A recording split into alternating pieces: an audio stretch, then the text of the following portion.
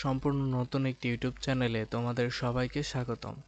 আজকে আমরা নবম দশম শ্রেণীর পদার্থবিজ্ঞানের দ্বিতীয় অধ্যায় গতির একটি নতুন টপিক ত্বরণ বা অ্যাক্সিলারেশন নিয়ে আলোচনা করব। তো দেখো, সময়ের সাথে কোনো বস্তুর বেগের পরিবর্তনের হারকে ত্বরণ বলে। তাহলে আমরা ত্বরণ সমান কি লিখতে পারি? ত্বরণ সমান লিখতে পারি বেগের পরিবর্তন ডিভাইডেড বাই সময়। আচ্ছা, তো এখানে বেগের পরিবর্তন বলতে কি বোঝাচ্ছি? ধরো তুমি কোনো একটা বস্তু এখানে আছে, কোনো একটা বস্তু স্থির অবস্থানে আছে। তাহলে কোনো একটা বস্তু গতিশীল হবার পূর্ব মুহূর্তের যে বেগ তাকে আমরা বলি আদিবেগ। অর্থাৎ কোনো একটা বস্তু গতিশীল হবে, গতিশীল হবার ঠিক আগ মুহূর্তের যে বেগ তাকে বলা হয় আদিবেগ। আমরা এটাকে ইউ দিয়ে প্রকাশ করি। হ্যাঁ, আমরা এটাকে ইউ দিয়ে প্রকাশ করি। ইউ দিয়ে বোঝানো হচ্ছে আদিবেগ বা ইনিশিয়াল ভেলোসিটি। তো এবার কি করলো, বস্তুটা টি সময় পর ভি বেগ প্রাপ্ত হলো। এখানে ভি বেগ বলতে বোঝানো হচ্ছে যে বস্তুটি যখন গতিশীল হয়ে গেছে, গতিশীল হবার পরে যে বেগ প্রাপ্ত হলো বস্তুটা তাকে বলা হয় ভি। তাহলে ভি দ্বারা বোঝানো হচ্ছে শেষ বেগ। তাহলে এখানে যদি এখন তোমাকে বলা হয় তাহলে বেগের পরিবর্তন কত? বেগের পরিবর্তন হবে শেষ বেগ মাইনাস আদিবেগ। তাহলে এখানে বেগের পরিবর্তন হচ্ছে ভি মাইনাস ইউ আর সময় ডিভাইডেড বাই টি। আচ্ছা, তাহলে ত্বরণ সমান কি? ত্বরণ সমান হচ্ছে V minus U divided by T. ত্বরণকে এ দিয়ে প্রকাশ করা হয়। আচ্ছা, তাহলে এবার আমরা রাশিগুলোর পরিচয় যদি দেখে নেই। আদিবেগ ইউ স্থির বস্তুর গতিশীল হবার পূর্ব মুহূর্তের বেগকে বোঝায়। শেষ বেগ ভি গতিশীল বস্তুর স্থির হবার পূর্ব মুহূর্তের বেগকে বোঝায়। আর বেগের পরিবর্তন শেষ বেগ মাইনাস আদিবেগ। আচ্ছা, ত্বরণের একক। তো আমরা যদি বেগের একককে সময়ের একক দিয়ে ভাগ দিই তাহলে ত্বরণের একক পাওয়া যাবে। তো আমরা আগেই দেখেছিলাম যে বেগের একক কি? বেগ সমান ছিল সরণ ডিভাইডেড বাই সময়, তাই না? বেগ ইকুয়াল টু সরণ ডিভাইডেড বাই সময়। আচ্ছা, তো এরপরে সরণের একক কি ছিল? সরণের একক ছিল মিটার এবং সময়ের একক ছিল সেকেন্ড। তাহলে বেগের একক দাঁড়ালো মিটার পার সেকেন্ড। আচ্ছা, তাহলে আমরা যদি ওপরে বেগের একককে বসিয়ে দেই, আবার ত্বরণ ইকুয়াল টু কি? ত্বরণ মানে হচ্ছে বেগ ডিভাইডেড বাই সময়। ত্বরণকে এ দ্বারা প্রকাশ করি আমরা। ত্বরণ এ ইকুয়াল টু হচ্ছে বেগ ডিভাইডেড বাই সময়, তাই না? আচ্ছা, তাহলে বেগের একক কি? তো আমরা দেখলাম যে বেগের একক হচ্ছে মিটার পার সেকেন্ড আর সময়ের একক সেকেন্ড। তাহলে ত্বরণের একক দাঁড়াবে মিটার পার সেকেন্ড স্কয়ার। আচ্ছা, তাহলে এভাবে আমরা ত্বরণের একক বের করতে পারি। ওকে, এরপরে আমরা দেখব ত্বরণের মাত্রা কিভাবে বের করা যায়। তো সেম একইভাবে যদি আমরা বেগের মাত্রাকে সময়ের মাত্রা দিয়ে ভাগ করি তাহলে ত্বরণের মাত্রা পাওয়া যাবে। তো বেগের মাত্রা হচ্ছে এলটি ইনভার্স 1, সময়ের মাত্রা টি, তাহলে ত্বরণের মাত্রা দাঁড়াবে এলটি ইনভার্স 2। আচ্ছা, তো এবার আমরা একটা কনসেপ্ট নিয়ে আলোচনা করব যেটা বেশ ইম্পর্টেন্ট। সেটা হচ্ছে সমবেগের বেলায় ত্বরণ শূন্য কেন? তো খেয়াল করো, একটু আগেই আমরা দেখলাম যে ত্বরণ কি? ত্বরণ হচ্ছে বেগের পরিবর্তনের হার, তাই না? ত্বরণ হচ্ছে বেগের পরিবর্তনের হার। তো ত্বরণ যদি বেগের পরিবর্তনের হার হয় তাহলে কোনো একটা বস্তু, ধরো এইখানে আছে কোনো একটা বস্তু, এখান থেকে যাত্রা শুরু করবে। তো বস্তুটার আদিবেগ হচ্ছে ইউ এবং বস্তুটা টি সময় ধরে চলে বস্তুটার শেষ বেগ হচ্ছে ভি। ভি শেষ বেগ প্রাপ্ত হলো। তাহলে আমরা কি জেনে এসেছি? আমরা জেনে এসেছি যে ত্বরণ হচ্ছে বেগের পরিবর্তন ডিভাইডেড বাই সময়। বেগের পরিবর্তন ডিভাইডেড বাই সময়, তাই না? ত্বরণ ইকুয়াল টু আমরা দেখে আসলাম যে বেগের পরিবর্তন ডিভাইডেড বাই সময়। আচ্ছা, তাহলে বেগের পরিবর্তন মানে কি V minus U, V minus U, V minus U divided by T. আচ্ছা, আর সমবেগ বলতে কি বোঝায়? সমবেগ বলতে বোঝায় যে বেগের মান সমান থাকা, অর্থাৎ বস্তুটা যদি ইউ আদি বেগে চলে তাহলে ভি শেষ বেগ প্রাপ্ত হয়, তাহলে ইউ ইকুয়ালস টু ভি হবে। কেন? কারণ সমবেগ, সমবেগ মানে সমান বেগ, দ্যাট মিন্স যা ইউ তাই হচ্ছে ভি। তাহলে আমরা এই ভি এর জায়গায় কি বসাতে পারি? ইউ বসাতে পারি, U minus U divided by T. তাহলে এটা ক্যালকুলেট করলে আসবে 0। আচ্ছা, এই জন্য সমবেগের বেলায় ত্বরণ 0 হয়ে থাকে। আর ত্বরণ কখন থাকবে? অসমবেগের বেলায় ত্বরণ থাকবে। যেমন উদাহরণস্বরূপ আমরা যদি একটা ম্যাথ নিয়ে আলোচনা করি, বলা হয়েছে একটি গাড়ি স্থির অবস্থান থেকে যাত্রা শুরু করে 5 সেকেন্ডে 20 মিটার পার সেকেন্ড বেগ প্রাপ্ত হলো, গাড়িটির ত্বরণ কত? তাহলে স্থির অবস্থানে থাকা মানে গাড়িটির আদিবেগ হচ্ছে 0। আচ্ছা, তাহলে আদিবেগ 0 মিটার পার সেকেন্ড থেকে সে যাত্রা শুরু করেছে, তাহলে শেষ বেগ দেওয়া আছে 20 মিটার পার সেকেন্ড, কতটুকু সময়ে? 5 সেকেন্ডে। আচ্ছা, তাহলে আমরা জানি ত্বরণ a equals to V minus U divided by T. তাহলে ভি দেওয়া আছে 20, ইউ 0, তো এগুলো ঠিকঠাক বসিয়ে দিলে আনসার আসবে 4 মিটার পার সেকেন্ড স্কোয়ার। এবার একটা ম্যাথ দেখো, যে এবার বলা হয়েছে একটা গাড়ি 20 মিটার পার সেকেন্ড বেগে চলতেছিল, 5 সেকেন্ড পর ড্রাইভার ব্রেক কষল, গাড়িটির ত্বরণ কত?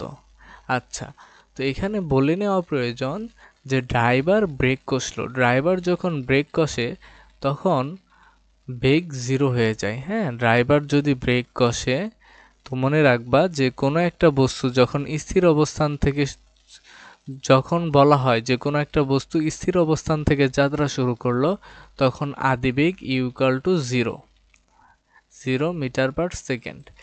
আর যখন বলা হয় যে কোনো একটা বস্তু সার্টেন একটা টাইম পর্যন্ত চলতেছিল, চলার পরে ড্রাইভার ব্রেক করলো, ড্রাইভার ব্রেক করা মানে শেষ বেগ ভি ইকুয়াল টু 0। তো এখানে দেখো কি বলা হয়েছে, যে একটা গাড়ি 20 মিটার পার সেকেন্ড বেগে চলতেছিল, তাহলে তার আদিবেগ কত? 20 metre per second. That means আমাদের কাছে ইউ এর ভ্যালুটা দেয়া আছে। এরপরে বলছে যে 5 সেকেন্ড পরে, তাহলে আমাদের সময় টি এর ভ্যালুটাও দেয়া আছে, সেটা হচ্ছে 5 সেকেন্ড। এরপরে ড্রাইভার ব্রেক কষলো, তো ব্রেক কষা মানে কি? শেষ বেগ 0, তাহলে V equal to 0 metre per second. আচ্ছা, তো আমাদের কাছে জানতে চেয়েছে গাড়িটির ত্বরণ কত। আচ্ছা, গাড়িটির ত্বরণ এ এর ভ্যালু জানতে চেয়েছে, তাই না? তাহলে দেখো এখানে কি আছে, আমরা ত্বরণ a ইকুয়ালস টু জানি V minus U divided by T. Okay, তাহলে ভি এর ভ্যালু 0, ইউ এর ভ্যালু হচ্ছে 20, সময় টি এর ভ্যালু হচ্ছে 5। তাহলে আনসার কত আসবে? -4 মিটার পার সেকেন্ড স্কোয়ার। তাহলে এখানে ত্বরণের যে ভ্যালুটা আছে সেটা কি হচ্ছে? সেটা মাইনাস আসছে। তো ত্বরণের ভ্যালু মাইনাস আসা মানে হচ্ছে মন্দন ঘটা, অর্থাৎ এটাকে আমরা ঋণাত্মক ত্বরণ বলে থাকি। হ্যাঁ, অর্থাৎ সময়ের সাথে কোনো বস্তুর যদি বেগ কমতে থাকে সেটাকে বলা হয়, বেগ হ্রাসের হারকে আমরা বলে থাকি ত্বরণ, সরি, ঋণাত্মক ত্বরণ বা মন্দন। তাহলে এখানে দেখো আদিবেগ ইউ দেয়া ছিল, শেষ বেগ দেয়া ছিল, তাহলে ত্বরণের ভ্যালুটা আসছে নেগেটিভ, আর এই নেগেটিভ মানকেই আমরা বলে থাকি মন্দন। অর্থাৎ সময়ের সাথে কোনো বস্তুর বেগ হ্রাসের হারকে বলে মন্দন। আচ্ছা, তো এবার একটা কুইজ রয়েছে তোমাদের জন্য। তো বলো তো, এখানে তোমরা একটা চিত্র দেখতে পাচ্ছ, তোমাদের বইয়েও চিত্রটা আছে, যে এই পয়েন্টটাকে আমি এ দ্বারা নির্দেশ করেছি, এই পথটাকে এ, এই পথটাকে বি, এই পথটাকে সি এবং এই পথটাকে ডি বলছি। তো দেখো এখানে বেগ বাড়ছে, ওপরের দিকে বেগ বাড়ছে আর এদিকে সময় যাচ্ছে। তাহলে বলো তো কোন পথটি কি নির্দেশ করছে? তো খেয়াল করলে দেখবে এইখানে বেগ 0 থেকে বেগ বাড়ছে। তো বেগের সময়ের সাথে যদি বেগের মানটা বাড়ে তাহলে আমরা তাকে কি বলি? সময়ের সাথে বেগের মান যদি বাড়ে তাহলে আমরা তাকে বলি ত্বরণ, তাই না? আচ্ছা, অর্থাৎ বস্তুটির ত্বরণ ঘটছে। আবার এইখানে দেখো 0 থেকে যাত্রা শুরু করেছিল এবং এইখানে বস্তুটা একটা বেগ প্রাপ্ত হলো, ধরে নাও বেগটা হচ্ছে v। এরপরে বস্তুটার বেগ কিন্তু বাড়ে নাই, তাই না? বস্তুটার বেগ v রয়ে গেছে। তাহলে এইখানে কি হয়েছে? বস্তুটার বেগের কি কোনো পরিবর্তন হয়েছে সময়ের সাথে? না, বস্তুটার বেগের কোনো পরিবর্তন হয়নি, অর্থাৎ বেগের পরিবর্তন হচ্ছে 0। তো আমরা যদি চিন্তা করি বেগের পরিবর্তন কতটুকু ঘটলো, বেগের পরিবর্তন হচ্ছে এখানে 0, তাই না? আর বেগের যেহেতু পরিবর্তন ঘটেনি, বেগের পরিবর্তন 0, তাহলে এখানে ত্বরণও হচ্ছে 0, অর্থাৎ 0 মিটার পার সেকেন্ড স্কয়ার। তাহলে এখানে ত্বরণ হচ্ছে 0 মিটার পার সেকেন্ড স্কয়ার। এবার দেখো, তাহলে এই পথটা কি নির্দেশ করে যদি তোমাদের বলা হয়, তাহলে বলবে এই পথটা সমবেগ নির্দেশ করে। আচ্ছা, এরপরে এইখান থেকে বস্তুটার বেগের মান আবার বেড়েছে, অর্থাৎ এখানে আবার ত্বরণ ঘটেছে। এরপরে কি হয়েছে, সি অবস্থানে বেগ বাড়ার পরে এখানে আবার বেগের মান ধীরে ধীরে কমেছে, তাই না? অর্থাৎ এখানে সময়ের সাথে বস্তুর বেগ হ্রাস পেয়েছে, অর্থাৎ এখানে মন্দন ঘটেছে। ওকে, ত্বরণের প্রকারভেদ। দুই ধরনের ত্বরণ রয়েছে, সুষম ত্বরণ এবং অসম ত্বরণ। সুষম ত্বরণ কি? সময়ের সাথে বেগের পরিবর্তনের হার সমান থাকা। আর অসম ত্বরণ কি? সময়ের সাথে বেগের পরিবর্তনের হার সমান না থাকা। আচ্ছা, তো চলো এবার আমরা কিছু বোর্ড প্রশ্ন নিয়ে আলোচনা করি। তো বলা হয়েছে স্থির অবস্থান থেকে সুষম ত্বরণে চলমান বস্তুর যে কোনো সময়ে বেগ।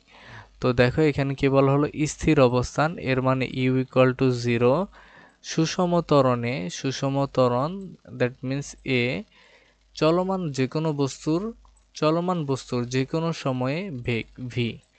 তাহলে যে কোনো সময়ে বেগ v জানতে চেয়েছে, যে কোনো সময় যদি t হয় তাহলে বেগ v কেমন হবে? তো আমরা কি জানি? আমরা জানি ত্বরণ a equals to v minus u divided by t। এবার যে কোনো সময় বেগ ভটাকে যদি আমরা এক পাশে করি, তাহলে এখানে আসে u প্লাস এটি, তাই না? এবার খেয়াল করে দেখো তো, তো স্থির অবস্থানের বেলায় u এর ভ্যালু কত? 0 না?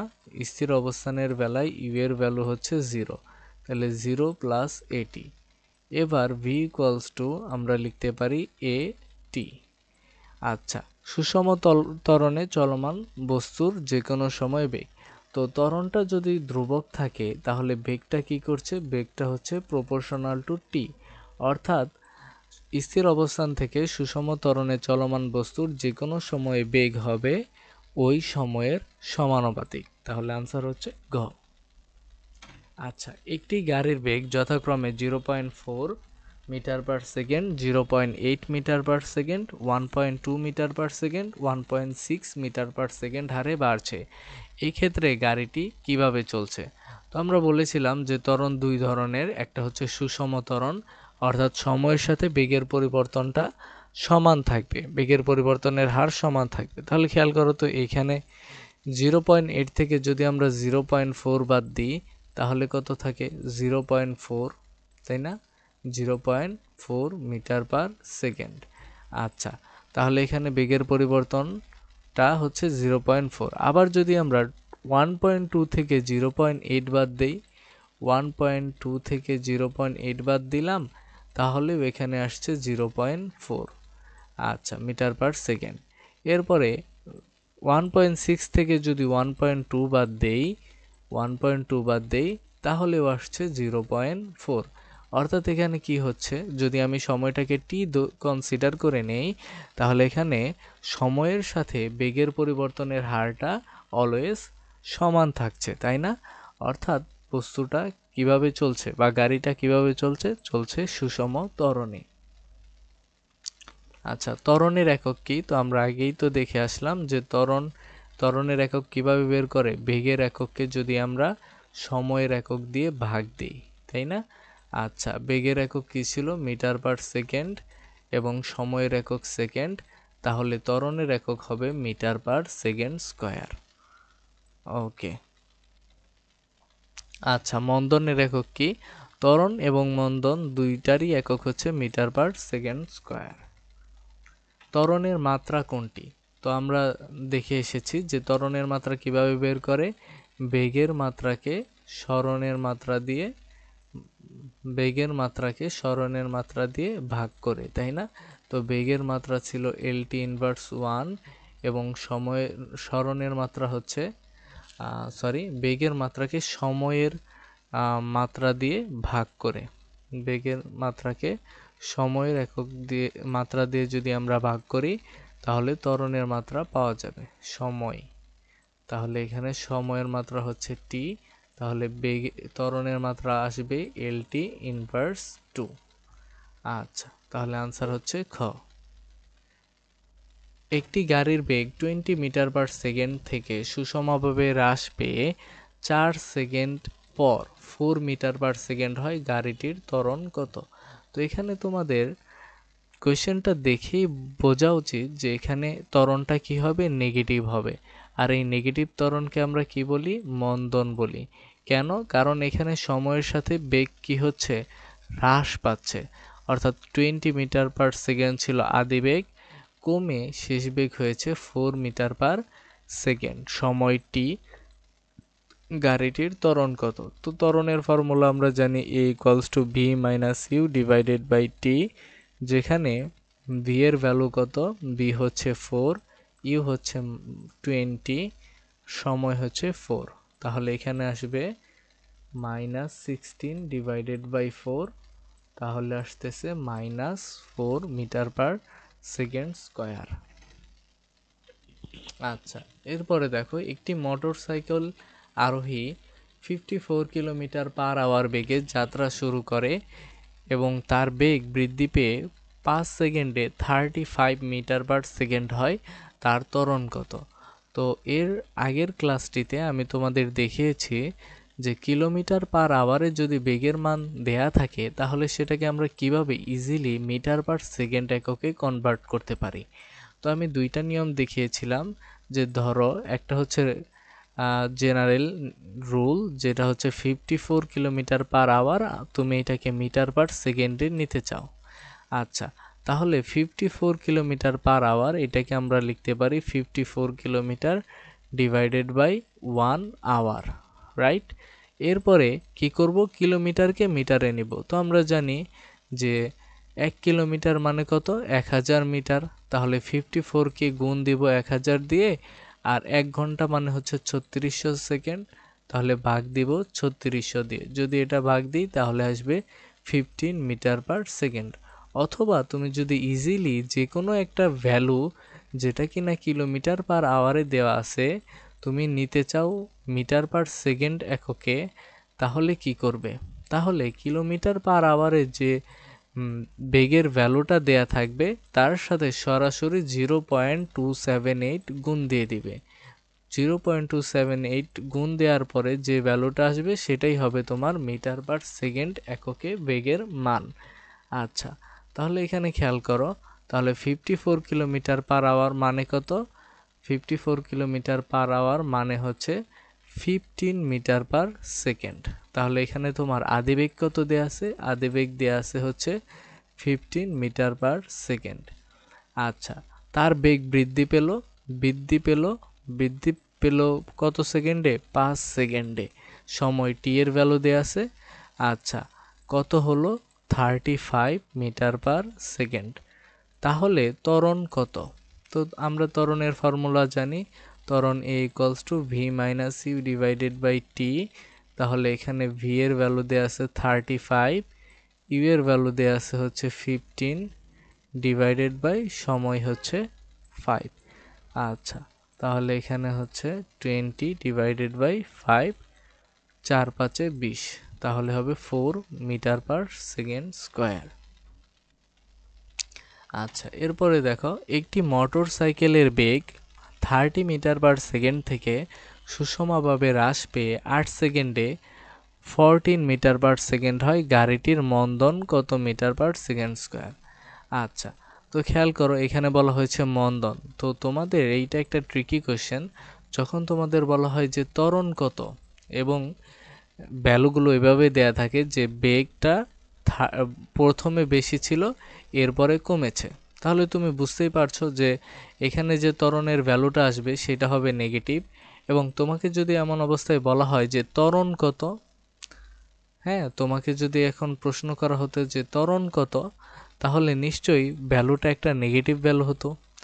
আর যখন তুমি লিখবে যে মন্দন কত, মন্দন কত, তখন এই মন্দন কথাটা বলা মানেই এই নেগেটিভ চিহ্নটা তোমাকে আর মেনশন করতে হবে না। যদি দেখো যে বলা হলো ত্বরণ কত, তাহলে তুমি বলতে পারো, যদি তোমার ভ্যালুটা এসে থাকে -2, তাহলে তুমি বলতে পারো যে ত্বরণ -2। আর যদি বলে যে মন্দন কত, তখন এই -2 না লিখে তুমি শুধু 2 লিখলেই চলবে। আচ্ছা, তো দেখো এখানে আমাদের কি বলেছে, আমাদের বলেছে একটি মোটরসাইকেলের বেগ 30 মিটার পার সেকেন্ড, আদিবেগ বলে দেয়া, সুষম বেগ হ্রাস পেয়ে 8 সেকেন্ডে টি এর ভ্যালুটা দেয়া, শেষ বেগ 14 মিটার পার সেকেন্ড। আচ্ছা, তাহলে মন্দন কত? মন্দন মানে আমরা ত্বরণের ফর্মুলাটাই জানি, a = v - u divided by টি, যেখানে b হচ্ছে 14, u হচ্ছে 30, সময় হচ্ছে 8, রাইট? আচ্ছা, তাহলে এবার দেখো এখানে হচ্ছে -6 আর এখানে হচ্ছে 8, তাহলে 8 দুগুণে 16, তাহলে আনসার আসছে -2। তাহলে গাড়িটির মন্দন কত মিটার পার সেকেন্ড স্কয়ার? আচ্ছা, তো এইখানে গাড়িটির মন্দন কত মিটার পার সেকেন্ড স্কয়ার? মন্দন যেহেতু বলে দেয়া আছে, তাহলে আমরা আমাদের নেগেটিভ চিহ্নের প্রয়োজন নেই, তাহলে আমরা বলবো মন্দন হচ্ছে 2 মিটার পার সেকেন্ড স্কয়ার। কিন্তু যদি আমাদের বলা হতো যে ত্বরণ কত, তাহলে কিন্তু আমাদের দাগাইতে হতো -2। যেহেতু মন্দন বলে দেয়া আছে, তাহলে এই নেগেটিভ চিহ্নটা আমাদের নেগলেক্ট করতে হবে। আচ্ছা, তাহলে আনসার হচ্ছে 2। বস্তুর বেগ 15 মিটার পার সেকেন্ড থেকে সুষমভাবে হ্রাস পেয়ে 3 সেকেন্ড পরে 5 মিটার পার সেকেন্ড হয়, ত্বরণ কত মিটার পার সেকেন্ড স্কয়ার? তো কোনো একটা বস্তুর বেগ প্রথমে ছিল কত, 15 মিটার পার সেকেন্ড, আদিবেগ বলে দেয়া আছে, সুষমভাবে হ্রাস পেয়ে কত সেকেন্ডে? 3 সেকেন্ডে, এর মানে টি এর ভ্যালু দেয়া, শেষ বেগ হচ্ছে 5 মিটার পার সেকেন্ড। আমাদের প্রশ্ন বলা হয়েছে ত্বরণ কত। আচ্ছা, তো আমরা ত্বরণের ফর্মুলাটা কি জানি? ত্বরণ a = v - u divided by T. তাহলে এখানে আনসারটা কি হবে? একটা নেগেটিভ ভ্যালু আসবে, কেন? কারণ সময়ের সাথে বেগের মানটা কমেছে। আচ্ছা, তাহলে এখানে ত্বরণ হবে -3.33। এরপর দেখো একটি গাড়ির বেগ 30 মিটার পার সেকেন্ড থেকে সুষমভাবে হ্রাস পেয়ে 5 সেকেন্ড পরে 10 মিটার পার সেকেন্ড হয়, ত্বরণ কত? তো এখানে আগের মতো আমাদের সব ভ্যালুই দেওয়া আছে, যে গাড়িটির আদিবেগ ইউ, সুষমভাবে হ্রাস পেয়েছে, টি এর ভ্যালু দেওয়া আছে, ভি এর ভ্যালু দেওয়া আছে। যদি আমরা ফর্মুলাতে বসাই তাহলে আনসার আসে -4।